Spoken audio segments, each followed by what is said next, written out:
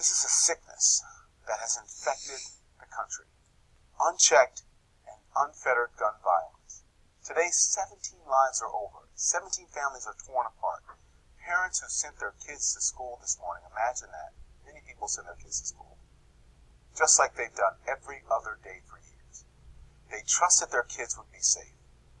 Teachers went to work this morning, trusted that they would be safe in their space, in their work environment. The way we all should be safe in our work environments, every day, everywhere, in our schools, our churches, our offices, at concerts, at nightclubs. Do you feel safe tonight? This man makes it sound as if you walk outside your door, you stand a good chance of being shot. This man makes it sound as if thousands of lives aren't saved every year through the gun. 30,000 people about are killed by guns every year. But 3 times or more the amount of lives are saved by the gun.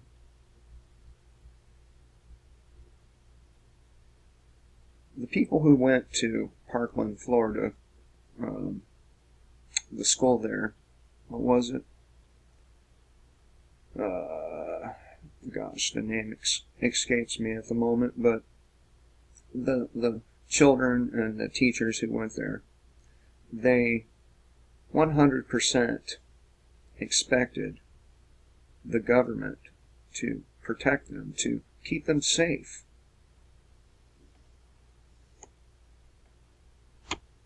You are safe. How are you holding up right now? I'm not really sure. It just doesn't seem like what happened today just doesn't seem real. I'm not really sure how to process it.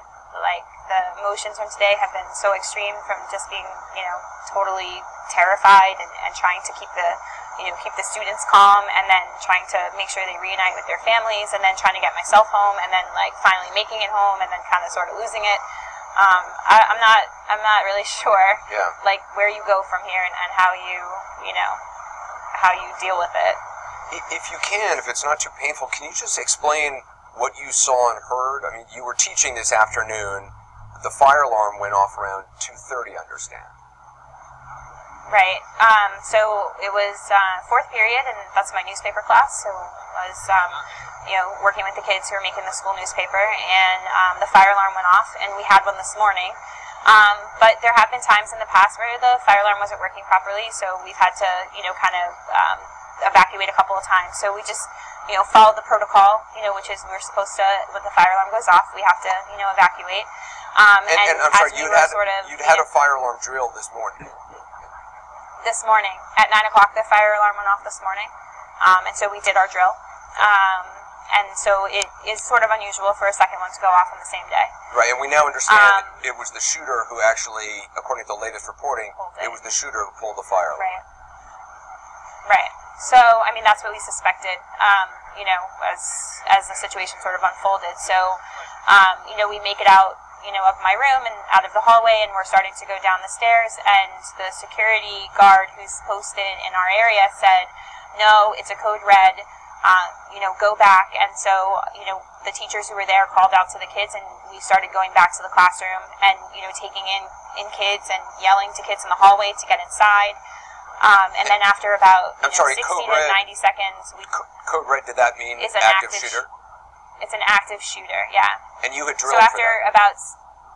We have drilled for this. Yes, we had a training recently. We could not have been more prepared for this situation, which is what makes it so frustrating, because we have trained for this. We've trained the kids for what to do, and so the frustration is that we did everything that we were supposed to do. Broward County Schools has prepared us for this situation, and still, to have so many casualties, it's very, at least for me, it's very emotional, because I feel today like our government, our country has failed us and failed our kids and didn't keep us safe. The government failed us, fell our kids and didn't keep us safe. That's what people get when you depend on the government to keep you safe. Here are 5 questions that still need to be answered regarding the Parkland shooting. Why is the media refusing to report on Cruz's alleged use of antidepressants? In a likely attempt to protect their corporate sponsors in the pharmaceutical industry, the fact that Cruz's family told reporters that he was on medication for depression has managed to remain all but a blip in the mainstream. As the Free Thought Project reported, the people who knew Cruz described him as a troubled teen who was adopted when he was young and then was forced to move in with a friend after both his adopted parents died. Jim Lewis, an attorney for the family that gave Cruz a place to live after his mother died in November, told the Washington Post that they knew Cruz was depressed, but they believed he was taking steps to manage his depression.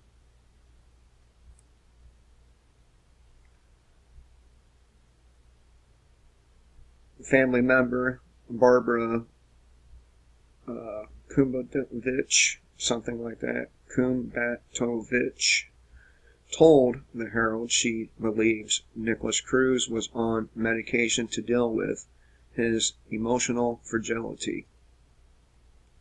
So the first question, why is the media refusing to report on Cruz's alleged use of antidepressants?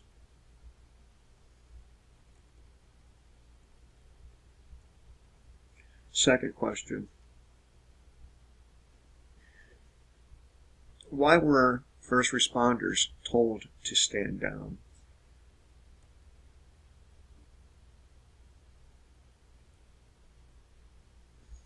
As the cops who failed to go into the school to stop the shooter garnered their well-deserved scorn in the media, news of the stand-down order barely registered in the news at all. Lives could have been saved, but first responders were told not to help. Everything I was trained on mass casualty events says they did the wrong thing, the first responder said.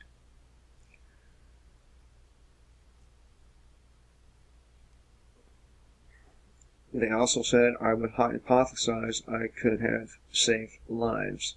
I can't say for sure, he said, adding, I would have risked my life to go in. I was eager to. Sounds like the first responder was much, much braver than the officers on scene.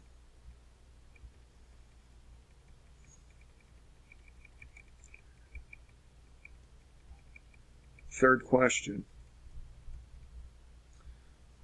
Why did the FBI and police essentially allow the shooting to take place by failing to act on a Madrid of warnings? According to a report by CNN, records obtained from the sheriff's office by CNN show the law enforcement agency received at least 45 calls for service relating to Cruz or his brother from 2008 to 2017, before the attack at Marjory Stoneman Douglas High School in Parkland on February 14th. The sheriff's office has insisted it received no more than 23 calls for service regarding Cruz or his family. Well, even if that's true, that's still 23 red flags that were ignored by them. As the Free Thought Project previously reported, Cruz warned that he was going to shoot up a school and kill people, and the FBI did nothing. Quote, I'm going to be a professional school shooter, a YouTuber username Nicholas Cruz commented on a video on September 24th, 2017. The video was posted on the channel Ben the Bondsman, and the owner, Ben Bennett, immediately took a screenshot and submitted it to the FBI. Nothing happened. So, why did the FBI and police essentially allow the shooting to take place?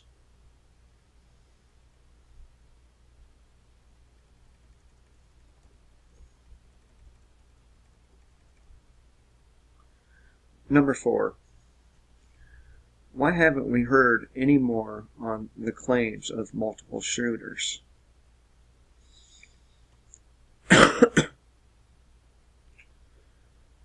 In one chilling account, a high school student not only told reporters that she witnessed multiple shooters, but she also explained how she was talking to the suspect, Nicholas Cruz, as she heard rounds being fired down the hall. Now, I raise another question here. Why didn't she mention the firearm that Cruz supposedly had? Why didn't she mention the smoke grenades that Cruz supposedly had? Why didn't she mention the full combat garb that a teacher claimed to have seen a shooter in? Why?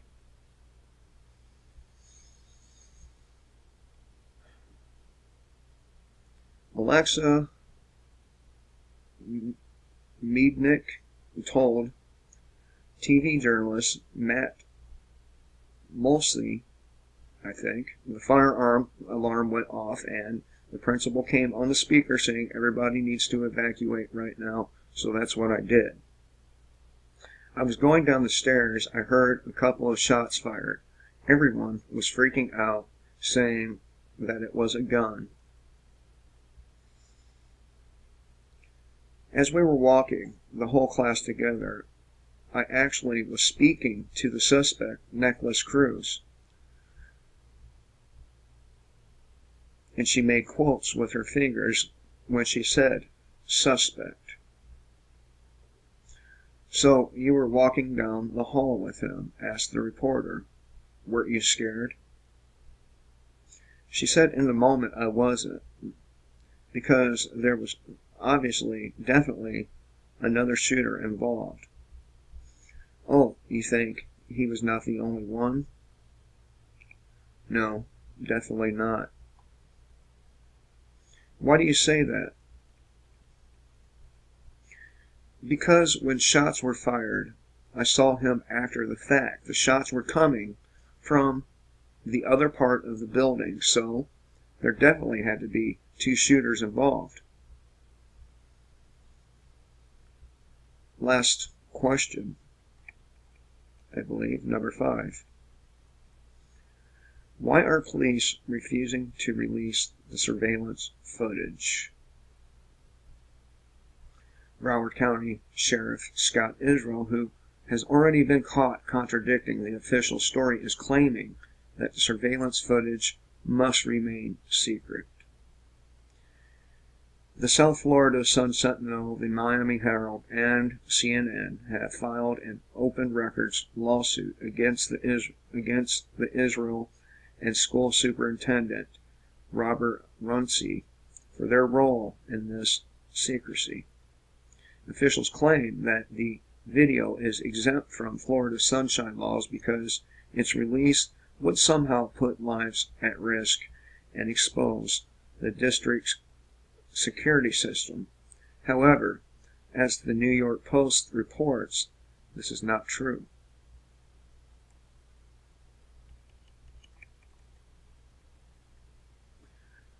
First disclosure of the videos would pose no danger to students because Building 12, where the shooting took place, will be demolished. Second, key investigative records, transcripts, and logs in the active criminal probe against the Parkland shooter have already been released to the public. Israel himself coughed up call logs documenting 23 times the shooter's family or neighbors called deputies to the house.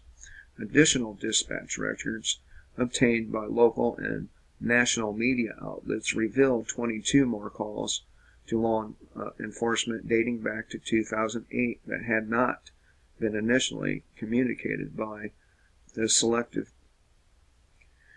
selectively disclosing sheriff. Moreover, the Open Records lawsuit notes that Israel has already publicly described in detail what the video shows about Peterson's actions. He arrived at the west side of Building 12, took position, got on his radio, had a view of the western entry of Building 12, but never went in for upwards of 4 minutes while the shooter slaughtered 17 innocent students and teachers.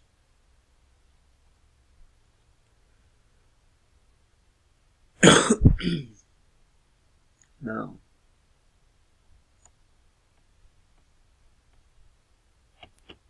the best kept secret is that the nationalist and check system wouldn't exist at all if it weren't for the NRA.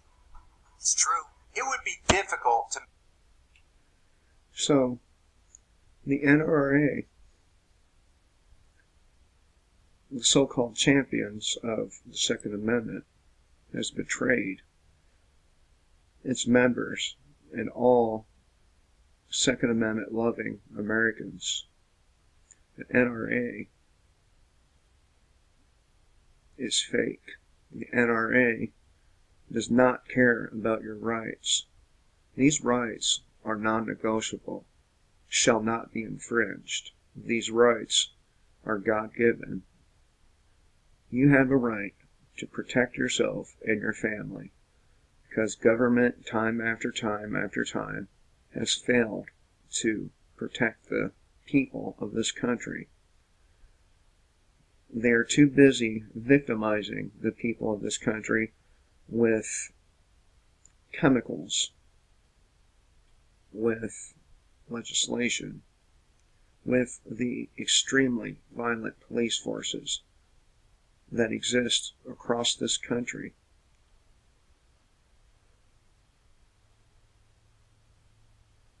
Pretty soon, you're going to be depending on what you now call criminals to come to the rescue. Maybe that will help your judgmental attitudes towards people who break the whims of the ruling class. I hope everyone has a great day, and remember, kill the state and live.